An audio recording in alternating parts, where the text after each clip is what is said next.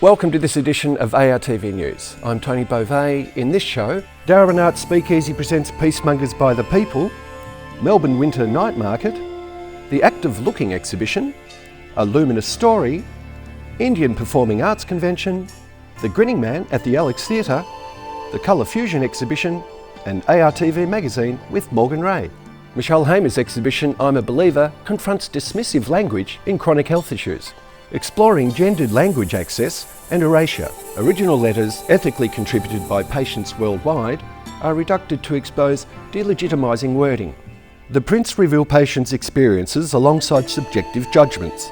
The exhibition features 15 silkscreens, monoprints and hand-stitched works from these letters and body scans. Timely amidst Victoria's inquiry into women's pain, it reflects the survey exposing dismissive attitudes.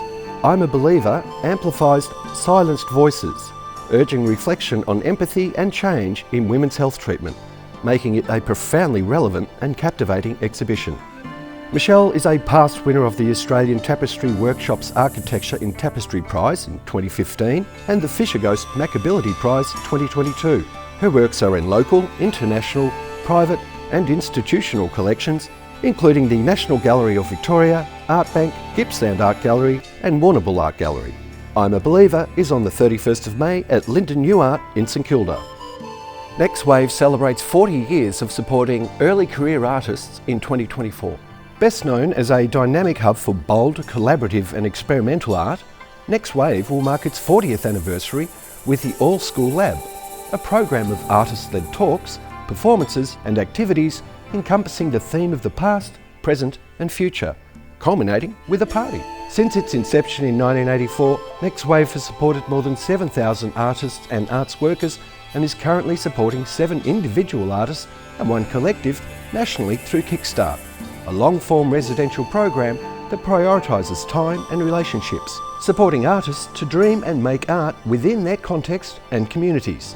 The 2-day all-school lab culminates with a 40th anniversary party during Next at Brunswick Mechanics, which will transform Brunswick Mechanics into a futuristic performance space, emphasising the idea of evolution that builds on the past. There will be vinyl and digital DJs, live performance artists, quiet moments for reflection, and a series of speeches that span the history of Next Wave artists. These events will take place between Namnagu Library, City of Melbourne's new library in the Queen Victoria Market Precinct, and M Pavilion, Parkville. Next Wave marks 40 years of supporting artists with All School Lab on the 24th and the 25th of May. Since 1994, Top Arts has showcased talented young artists at the National Gallery of Victoria. Now in its 30th year, the exhibition is presented annually as part of the Victorian curriculum and assessment. Selected from a pool of more than 1,200 applicants from schools across Victoria, Top Arts 2024 highlights the work of 45 students who excelled in VCE art subjects in 2023. Each work displays strong conceptual development, imagination, individuality and technical excellence. Top Arts 2024 embraces a breadth of media and complex interests from which several notable themes emerged, including chaos, space, perception and repetition. Daring new forms coexist with the traditional. An array of paintings, hung in the crowded style of a 19th century salon, testifies to the enduring appeal of the art form to students. Other artists use and misuse digital technology, repurpose cathode ray tube televisions, and experiment with 3D printing and generative AI. Top Arts is at the Ian Potter Centre in Fed Square. Attention to Melbourne theatre scene, where creativity and innovation merge in The People latest production. The People, a Melbourne-based theatre group, is well known for its daring and socially relevant performance, and the next production promised to be nothing short from extraordinary. Imagine a theatrical experiment that defines traditional standards and envision a society without division. That is exactly what you will receive from Peacemongers, the newest performance from this unconventional theatre group. Peacemongers is more than just a play. It's a bold experiment in utopian fantasy and a testament to the power of collective imagination. Envision a real-world effort at utopia, where people come together to visualize a society without prejudice and division. The tricky part is this isn't like any other theatre experience. Peacemongers is a documentary theatre at its most absurd, infused with humor, hurt, and a touch of musicality to lighten the mood. The immersive nature of Peacemongers is what makes it unique, not only being the spectator, but the audience is also participant in this adventure. As they watch the action unfold over dinner, served family style are a part of the experience. They become part of the story, sharing in the joy, the laughter, and the thought-provoking conversation. Leading this ambitious project are director and co-creator Katrina Cornwell and writer and co-creator Morgan Rose. Together, they have assembled an extraordinary cast, including Samuel Gaskin, Zachary Beat, Ibrahim Halakolu, Kate Hood, and Sonia Suarez, each bringing their unique talent to the table. Morgan Rose claimed that Peacemongers came from in-depth discussion on the current situation of the world and our desire for a better future. With the curtain raising on Peacemongers, we are invited to accompany the people on the final stage. Together, let's investigate what it means to really connect, to put aside our differences, and to envision a future filled with harmony and understanding. Don't miss this one in a lifetime theatrical experience, as this is a journey you won't soon forget. Hello lovely people, welcome back to our ARTV adventure. Today we are diving into Melbourne's Winter Night Market, where the city's spirit shines bright even on chilly nights. This market, right in the heart of Melbourne at Queen Victoria Market, is like a treasure chest full of goodies, from cool crafts to tasty treats. There's something here to make everyone heart sing. This market, right in the heart of Melbourne at Queen Victoria Market, is like a treasure chest full of goodies, from cool crafts to tasty treats. There's something here to make everyone heart sing. But hey, it's not just about shopping and eating. No, this place is also a big celebration of art. You will find beautiful paintings and souvenirs here. And the music is like icing on the cake. Live bands jamming away, adding that extra spark to the night. But wait, there's more. Throughout the season, they've got awesome events and shows happening. All thanks to the super cool folks who spread the word and make sure we don't miss out. From funky art installation to mind-blowing exhibition, there's always something cool to check out, sparking our imagination and getting us talking. And let's not forget about the best part, the vibe. It's like one big family reunion here, where strangers become pals, overshare passions and good times. So, whether you're an art fanatic or just looking for a fun night out, join us as we explore Melbourne's Winter Night Market, where creativity thrives, food delights, and friendship blossom. At RMIT Gallery, a special exhibition titled The Act of Looking is currently underway, showcasing the remarkable works of emerging artist Yana Papantonio. As a legally blind artist, Yana seeks to unravel societal stereotypes of blindness as a disability that is experienced equally. The exhibition conveys her vision impairment, rather than attempting to conceal it. Yana completed her honours at RMIT before she continued to hone her craft with a Bachelor of Fine Art at the Victorian College of the Arts. During her tertiary years, she experimented with printmaking and media in order to express her lived experience of blindness. Her process is as unconventional as it is tactile, employing everyday objects like cotton buds and toothbrushes, and even using her fingertips to create intricate, multi-panelled works on paper.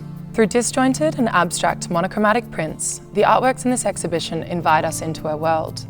The reality of everyday moments is seen through Yana's unique lens. Each piece offers us a glimpse into such experiences, with vivid contrasts and sharp scratches representing her visual relationship as a legally blind individual. The Act of Looking invites sighted audiences to explore the concept of pre-recognition, where every image exists in a perpetual state of possibility.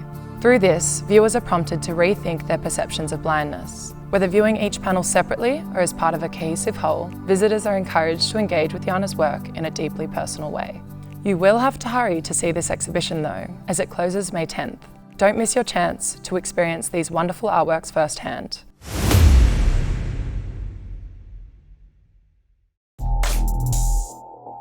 Stepping into Melbourne's vibrant cultural scene, we journey back to a transformative era of the 1970s.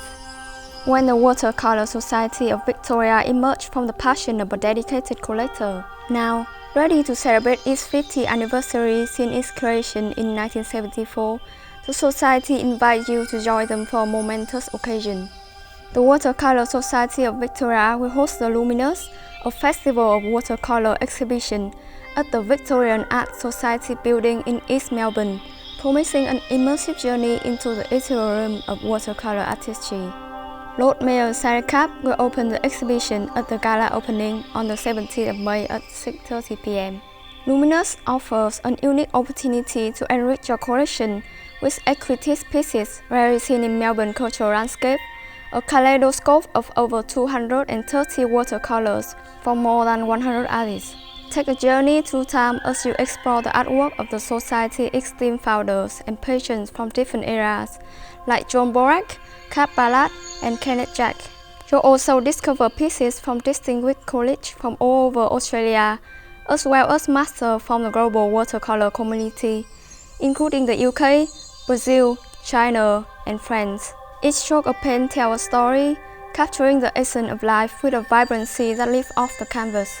Beyond the exhibition halls, Luminous offers a variety of artistic delights, including artist walk and talks for the general public, as well as free weekend demonstrations and workshops led by award-winning artists. These workshops feature the evocative landscape of Julian Brewer, the mesmerizing tonal impressions of Amanda Hyatt, the spontaneous expression by David Taylor, and the vibrant pastel and impressionist style of Ed Halfay. Complementing the visual spectacle is a comprehensive catalogue providing insights into the Society's illustrious history and showcasing every painting available for purchase. This is more than an exhibition.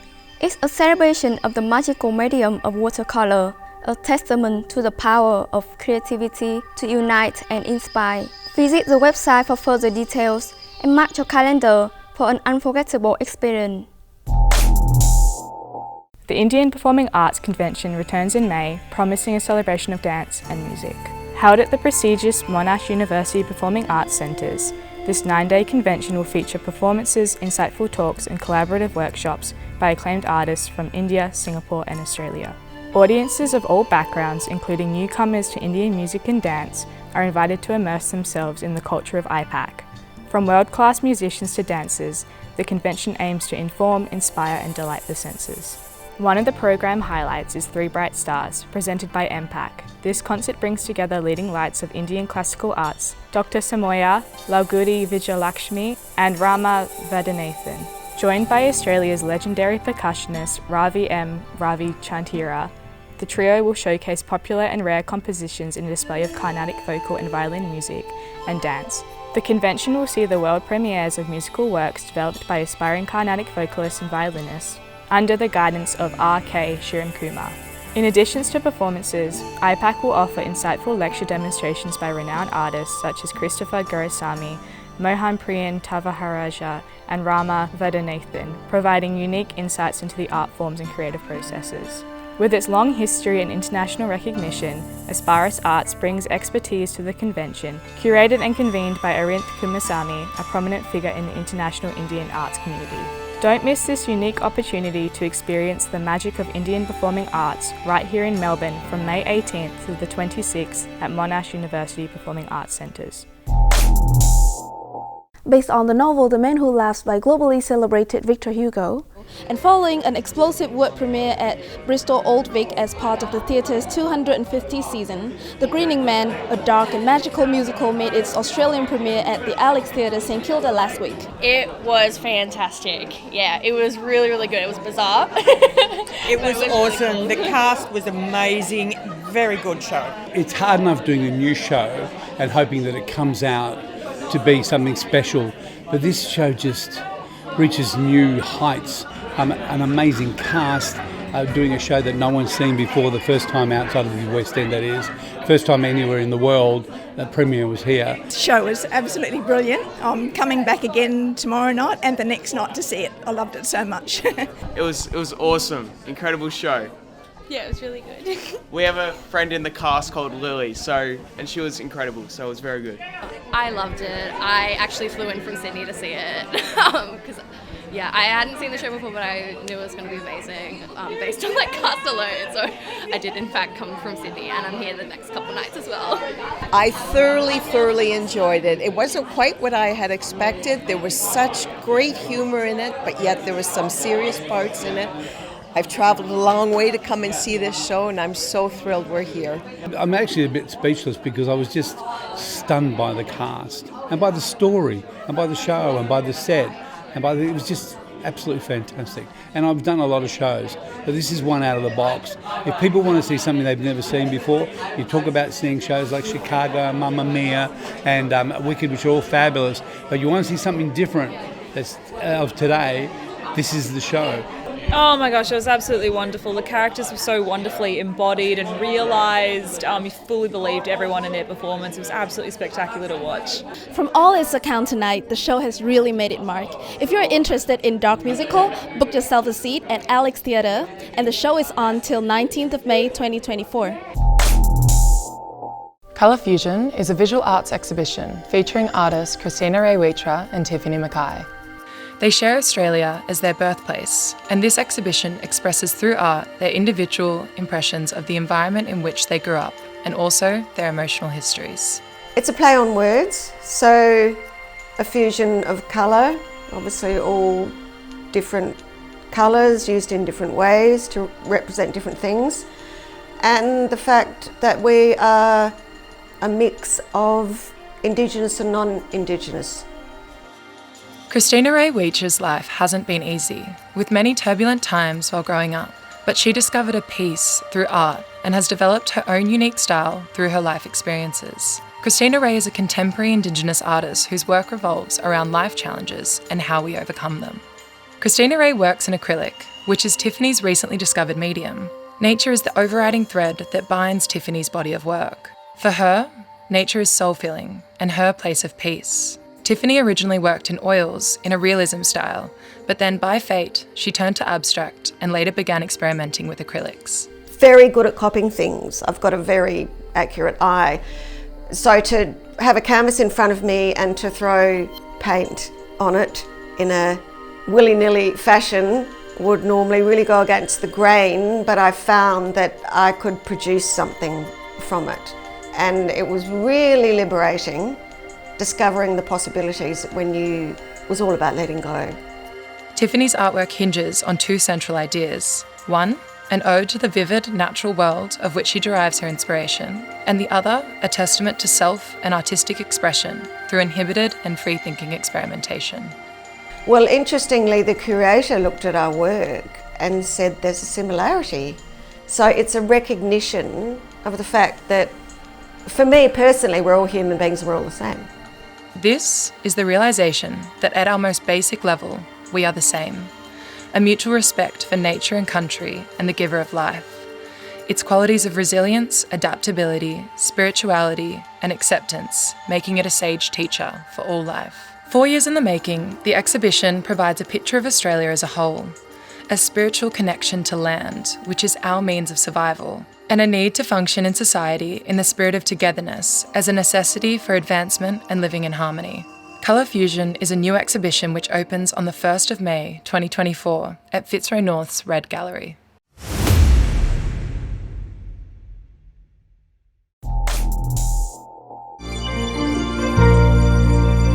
On today's episode, we have a low-key artist that's joining us from Northcote. Brendan Cann-Curran, welcome to the show. Hello Morgan, thank you for having me. Likewise. Now, you're a digital sculpture artist that has just been emerging. You're a bartender, you're a musician. How do all these worlds collide?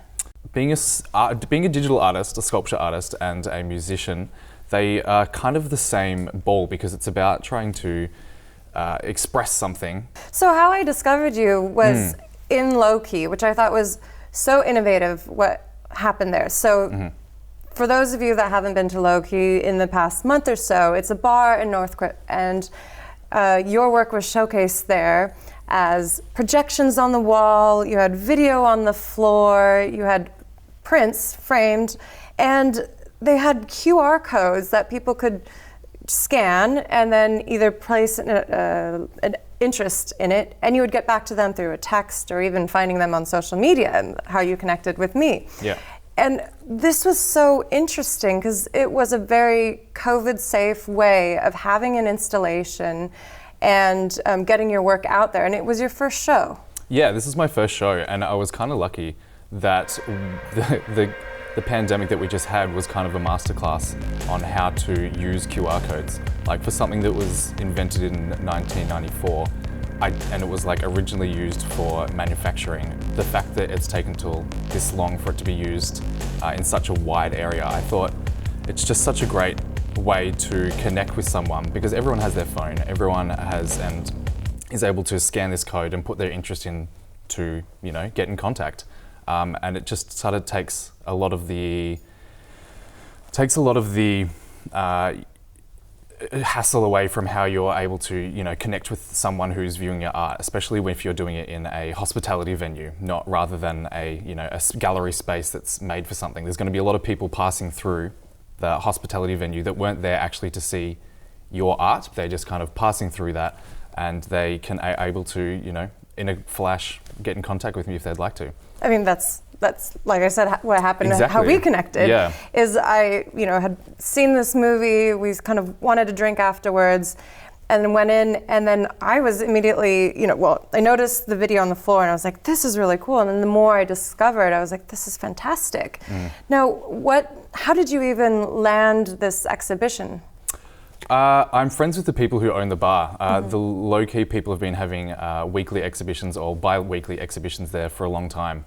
And I knew the thing that sparked my interest was where you were talking about that, the floor projection, they had a rug over it. So everyone who'd been to that bar for years didn't know that there was a cellar under there with a Perspex panels. So I knew that was there, and I wanted to surprise people. So I always had this idea of making something out of this, projecting from below and creating this thing that no one knew about. So for the opening night of the exhibition, it was in 2 phases. So there was a phase of just a normal lights up gallery, and then at 8 o'clock when it got dark enough, everything was turned off, all lights were turned off, all the projections were turned on, and I rolled up the floor. And that feeling of everyone being into a bar and walking over this thing that no one even knew was there was kind of the inspiration for the whole thing. That's what, me walking into that bar, knowing I could do that, that's what started this exhibition.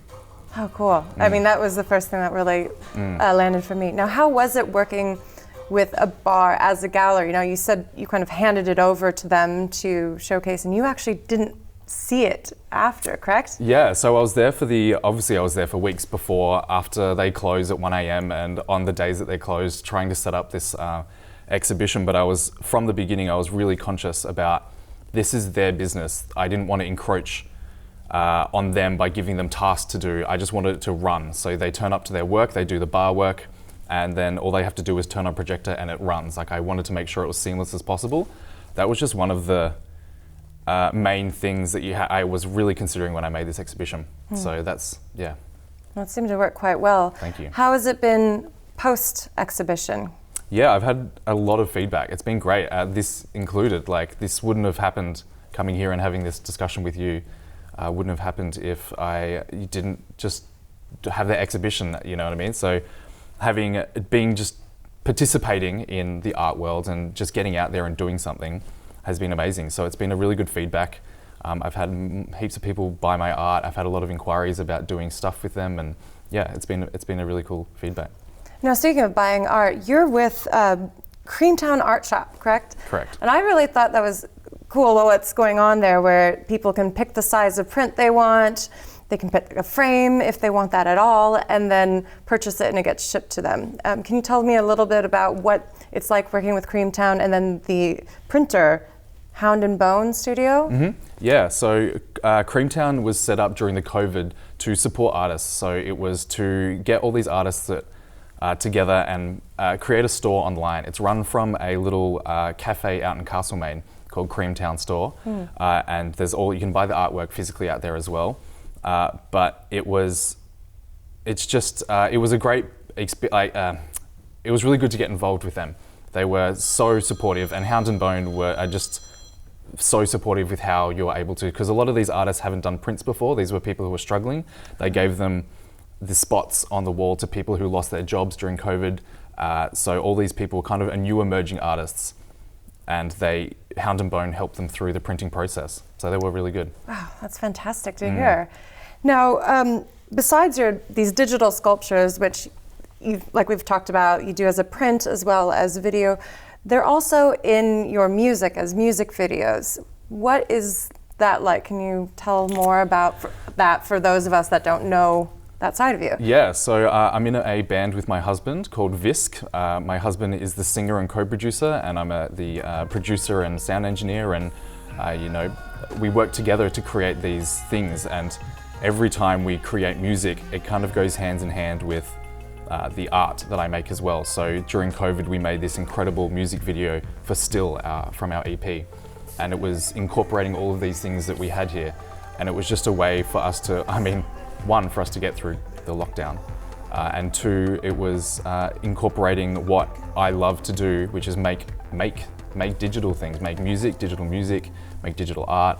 Yeah, it was really exciting. Oh, it's fantastic what you're doing. Now, you said digital art. NFTs are a hot topic right now. Is that something you would get into? Absolutely, yeah. I'm definitely looking into NFTs at the moment, and it's kind of funny. I was doing this before NFTs. I haven't even knew what NFTs were, and looking back, I was doing the things that I'm creating, that I like to create. Small videos with sound is pretty much the perfect NFT article. So I'm definitely looking into that. Just doing my research first, just making sure that I don't make some mistakes.